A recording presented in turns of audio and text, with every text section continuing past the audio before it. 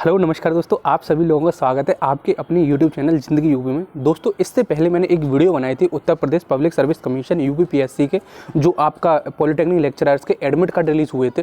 तो उसमें बहुत सारे बच्चों के कमेंट आए थे कि सर हमारा नहीं एडमिट कार्ड रिलीज़ हुआ है। इलेक्ट्रॉनिक्स एंड कम्युनिकेशन बच्चों ने किया था, और जो कंप्यूटर साइंस इंजीनियरिंग के थे उन्होंने भी मेरे पास मैसेज किया, मेल किया, और केमिस्ट्री वालों ने किया, और बहुत वेरियस ब्रांचेस वालों स्टूडेंट्स ने कमेंट किया लिटरली। और उसके बाद में कमेंट तो चलो ठीक है, फिर मेल किया, पूछा कि सर हमारा डाउनलोड क्यों नहीं हो रहा है। हम जब डाउनलोड कर रहे हैं तो उसमें ये लिख के आ रहा है कि 10 दिन प्रायर जो एग्ज़ाम होगा उससे 10 दिन पहले आपका एडमिट कार्ड डाउनलोड होगा। तो उसी से रिलेटेड मैं आपको बताने वाला हूँ कौन सी ब्रांच के लिए एडमिट कार्ड रिलीज़ हुए हैं, कौन सी ब्रांच का एग्ज़ाम कब होने वाला है। ये बहुत सारे बच्चों पे इन्फॉर्मेशन ये भी नहीं है कि कौन सा एग्ज़ाम होने वाला है। तो जेन्युइनली आज मैंने सोचा कि मैं उन सब लोगों का निवारण कर दूँ कि जिनको ये पता नहीं है कि डेट कब होने वाली है। और एक और बहुत ज़्यादा कन्फ्यूजन आ रहा है उन बच्चों को जिनका एडमिट कार्ड रिलीज़ हो चुका है। उसमें एक हिंदी में लिखा हुआ है कि आपका एडमिट कार्ड पे कि कैलकुलेटर अलाउड है।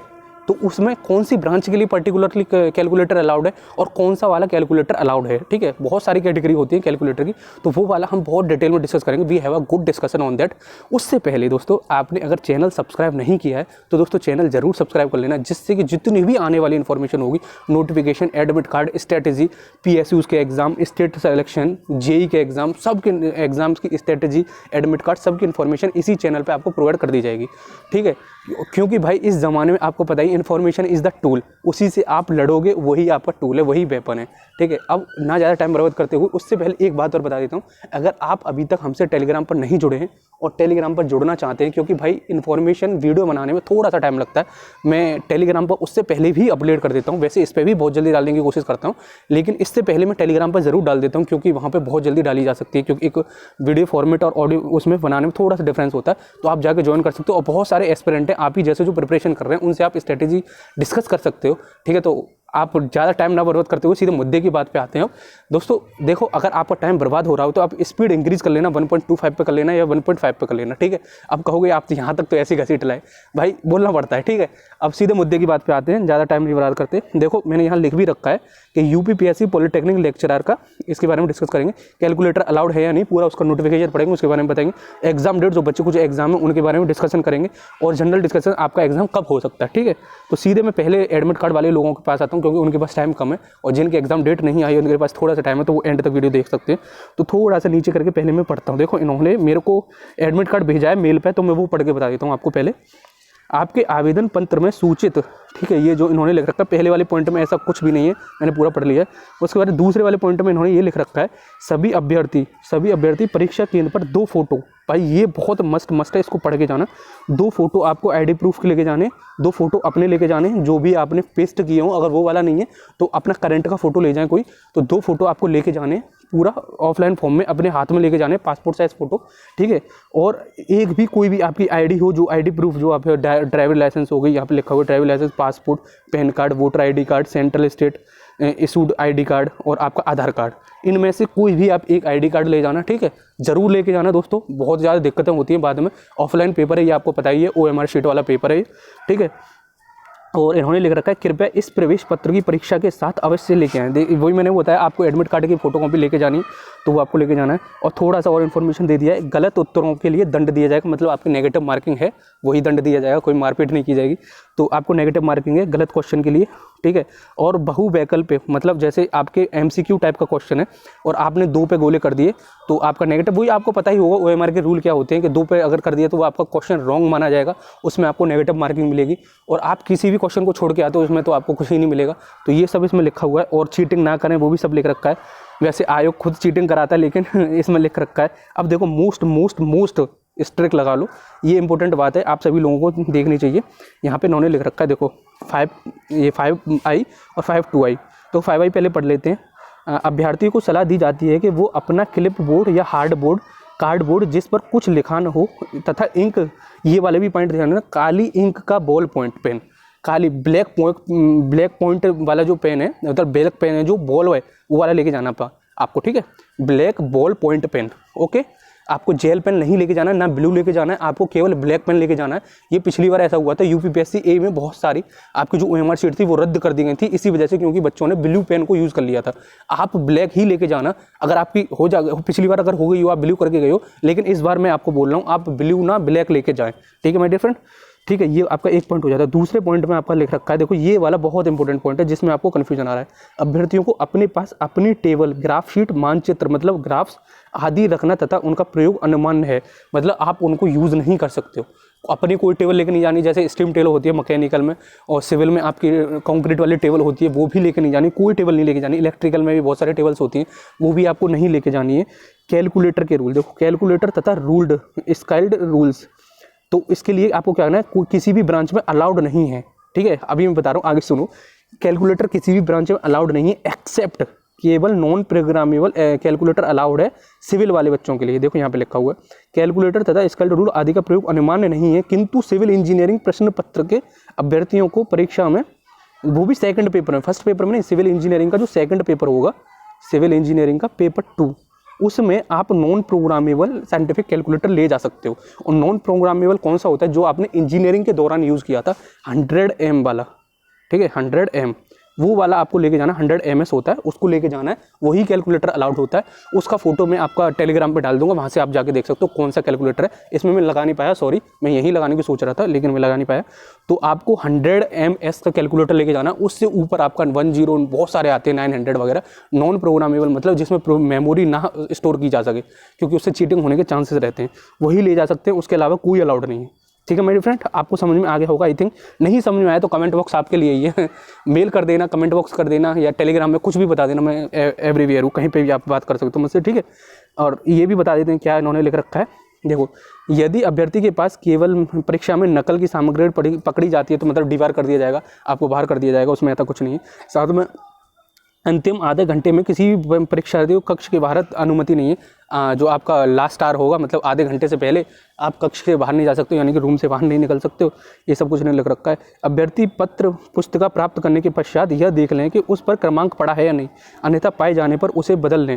अगर जैसे आपने क्रमांक जो मिला होगा वो देख लेना, क्रमांक आपको मिला हुआ है कि नहीं, आपका जो रोल नंबर वगैरह जो भी है वो देख लेना, वो आपको पता ही होगा, ठीक है। ये सारी इन्फॉर्मेशन है और सबसे ज़्यादा इंपॉर्टेंट बस यही है। और मतलब एक ये भी लिख रखा है, ये जो लोग दिव्यांग हैं, जिनके मतलब दिव्यांग फिजिकली अनफिट है, तो उन लोगों के लिए 40%, जो 40% से ज़्यादा है, वैसे आप सभी लोगों को पता ही होगा, उनको क्या किया जाएगा, उनको 20 मिनट एक्स्ट्रा दी जाएगी प्रति घंटा, मतलब 2 घंटे का पेपर है, 2.5 घंटे का पेपर है, तो आपका उसी हिसाब से आपका टाइम बढ़ा दिया जाएगा, ठीक है माय डियर फ्रेंड। ये आपको पता ही होगा।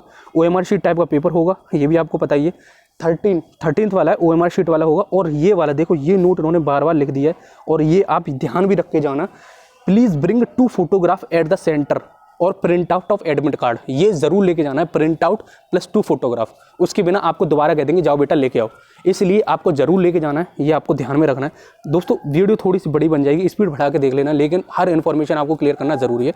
एक बार फिर से रिपीट कर देता हूँ कैलकुलेटर से रिगार्डिंग, क्योंकि बहुत सारे डाउट हो जाते हैं। सिविल का जो आपका पेपर है, सिविल इंजीनियरिंग का, सिविल का मैकेनिकल में अलाउड नहीं है, इलेक्ट्रिकल में अलाउड नहीं है, मैथमेटिक्स में अलाउड नहीं है, इंग्लिश में अलाउड नहीं है, प्रिंसिपल में अलाउड नहीं है, किसी में नहीं अलाउड है। केवल सिविल का जो पेपर 2 है उसमें अलाउड है, पेपर 1 में भी अलाउड नहीं है, पेपर 2 में अलाउड है केवल, उसमें आप कैलकुलेटर लेके जा सकते हो, वो भी नॉन प्रोग्रामेबल होना चाहिए, प्रोग्रामेबल वाला नहीं लेके जा सकते हो। नॉन प्रोग्रामेबल का मतलब होता है आपका 100 MS, ठीक है। उसका फोटो मैं टेलीग्राम में डाल दूंगा, निश्चिंत रहिए आप, ठीक है। तो आपको समझ में आ गया होगा आई होप। अब उन बच्चों की बात कर लेते हैं जिन लोगों को था डाउट, भाई हमारा एडमिट कार्ड क्यों नहीं खुल रहा है, जो EC के स्टूडेंट थे। देखो दोस्तों, माय डियर फ्रेंड, आपको मैं जेन्युइनली बता रहा हूँ, मैंने पहले इन्फॉर्मेशन प्रोवाइड करी है, आप पहले से सारी वीडियो देखते आया करो, मैंने एक प्लेलिस्ट भी बना दी, लेकिन नहीं देखी कोई बात नहीं, चलो मैं बताता हूँ। आपकी केवल और केवल 5 एग्जाम है, केवल 5 ब्रांचेस के आपका एग्जाम होने वाले हैं, जिसमें मैंने पहले ही बताया था, और 5 सेंटर पर ही होने वाले हैं। देखो, पहला है सिविल, मैंने पहले भी बता दिया, फिर दोबारा बताता हूँ, मैकेनिकल, इलेक्ट्रिकल, प्रिंसिपल और इंग्लिश, और वर्कशॉप का मैकेनिकल के साथ ही होता है, तो 5 ही काउंट करो। तो ये ब्रांचेस के ही आपके एग्जाम होने वाले हैं, और कोई ब्रांचेस के अभी एग्जाम नहीं है 22 दिसंबर को। तो आप सभी लोगों का जो भी 5 दिसंबर को है उन्हीं का एडमिट कार्ड रिलीज़ हुआ है, यानी कि केवल सिविल, मैकेनिकल, इलेक्ट्रिकल, प्रिंसिपल और इंग्लिश, इन लेक्चरार्स का ही एडमिट कार्ड रिलीज़ हुआ है। बच्चे कुछ लोगों का एडमिट कार्ड बाद में रिलीज़ होगा जब आपकी डेट आएगी। और मैंने डेट के लिए अनुमानित तारीख भी बताई थी पिछली वीडियोज़ में, फिर दोबारा से बता देता हूँ, जिससे कि आप देखने आए हो तो आप कहोगे यार कुछ तो बताया नहीं। मैं बताता हूँ आप लोगों के लिए, जो भी मैंने बताया था वो बताया था जो जनवरी का महीना है, तो अगला महीना मतलब ये दिसंबर है, दिसंबर में 22 दिसंबर को इन लोगों का हो जाएगा पेपर। जो 5 ब्रांचेज हैं, बच्ची कुछ ही रिमेनिंग ब्रांचेज हैं, थोड़ा थोड़ा करके इनका पता है क्यों रखा गया पहले, मैं वो ये भी बता देता हूँ। इलेक्ट्रिकल, सिविल, मैकेनिकल, इन 3 का पेपर 22 को हो जाएगा दिसंबर को। इसके बाद में ठीक 1 महीने बाद 23 जनवरी को इनका एक और पेपर है यूपीपीएससी एई का, ठीक है। उन 3 बच्चों का ये, इन 3 ब्रांचों का ये, इस वजह से इनको पहले पेपर देना पड़ रहा है। बच्चा कुछ ऐसा कुछ नहीं है कि इनसे कोई दुश्मनी हो, आयोग ने इसलिए ही सेट किया इनका पहले कि 1 महीने का टाइम फिर दोबारा से मिल जाएगा इन लोगों को, इस वजह से, ठीक है माय डियर फ्रेंड। आपको आई थिंक समझ में आ रहा होगा। तो ये केवल 5 ब्रांचेस के लिए ही पेपर अभी किया जा रहा है। उसके बाद में जो पेपर होगा वो आपका अगले महीने में 199%, तो 200% हो गया आपका जरूर होने वाला है जनवरी में, ठीक है। तो आप उसी हिसाब से अपनी प्रिपरेशन करें, बहुत अच्छी प्रिपरेशन करें। आपके पास टाइम रहेगा, आपके पास ये भी रहेगा जो सिविल, इलेक्ट्रिकल, मैकेनिकल के पास जो गोली चली है उसमें देख लो भाई कौन सी से चलाइए, AK-47 से चलाइए या AK-77 से चलाइए, तो आप आराम से देख सकते हो, ठीक है माय डियर फ्रेंड। थोड़ी सी वीडियो बन गई होगी दोस्तों, उसके लिए मैं माफ़ी चाहता हूँ, लेकिन भाई इससे कम मैं नहीं बता सकता। स्पीड बढ़ा लेना, 2 की कर लेना, 3 का ऑप्शन नहीं है, वरना 3 भी कर सकते थे, ठीक है। और क्या इन्फॉर्मेशन मैं प्रोवाइड करूँ, जो भी आपका और भी क्वेरी हो ना वो मेरे से पूछ सकते हो।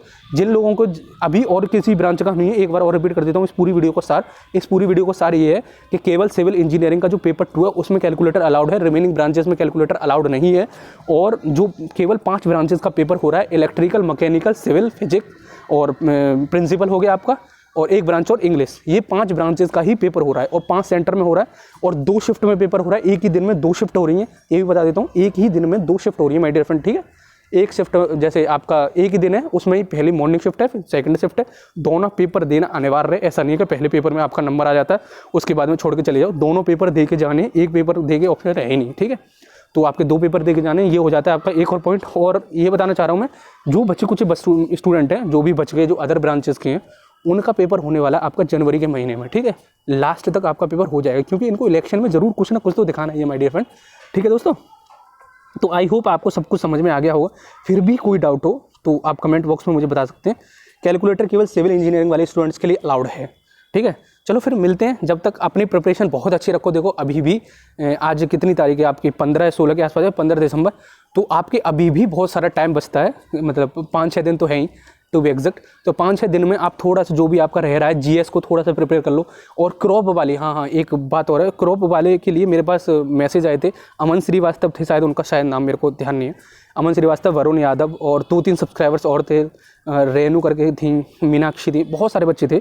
उन्होंने मेरे से बोला था कि सर क्रॉप वाली इन्फॉर्मेशन प्रोवाइड कर दो, क्रॉप वाले डेटा प्रोवाइड कर दो, क्रॉप के नोट्स हैं वो प्रोवाइड कर दो। दोस्तों देखो अभी मेरे पास देखो टाइम है, वो छोटा सा टॉपिक, बहुत छोटा सा, आप मैं पेपर से 2 दिन पहले भी दे दूँ ना तो आपका हो जाएगा, लेकिन मैं प्रोवाइड करने की कोशिश करूँगा।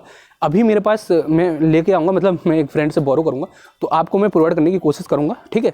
और वैसे मेरे पास, मैं भी आपको वीडियो बना के बता सकता हूँ, मेरे को पता है, लेकिन मेरे पास इतना टाइम नहीं है दोस्तों, ठीक है। और मैं इस पर केवल आपको नोटिफिकेशन और स्ट्रेटेजी ही प्रोवाइड करने की कोशिश कर रहा हूँ। और देखो मैं हो सकता है तो मैं टेलीग्राम पे आपको प्रोवाइड कर दूँ, ठीक है माय डियर फ्रेंड। आप चिंता ना करो, मैं जरूर प्रोवाइड करूँगा। और मैंने पहले स्ट्रेटेजी की वीडियो बना दी है कि आपको इतने कम समय में कैसे आपको जीएस इफेक्टिव वे में प्रिपेयर करनी चाहिए, हिंदी कैसे प्रिपेयर करनी चाहिए, ठीक है। तो चलो मिलते हैं फिर किसी अगली धमाकेदार वीडियो में। बस आपको तैयारी अच्छी रखनी है और आपको मोटिवेशन बरकरार रखना है। अभी ये सोच के चलना है कि हमारा होगा। कट ऑफ के बारे में भी बताऊंगा मैं, पिछली वाली जो कट ऑफ गई थी यूपीपीएससी एई की, उसके हिसाब से आपको थोड़ा बहुत मोटिवेशन मिलेगा, ठीक है। थोड़ा सा फंबल कर रहा हूँ तो I am sorry for that. तो आपको मोटिवेशन मिलेगा, ठीक है। चलो फिर मिलते हैं किसी अगली धमाकेदार वीडियो में, क्योंकि वीडियो ऑलरेडी बहुत बड़ी हो चुकी है, ठीक है दोस्तों। बस पढ़ाई करते रहो।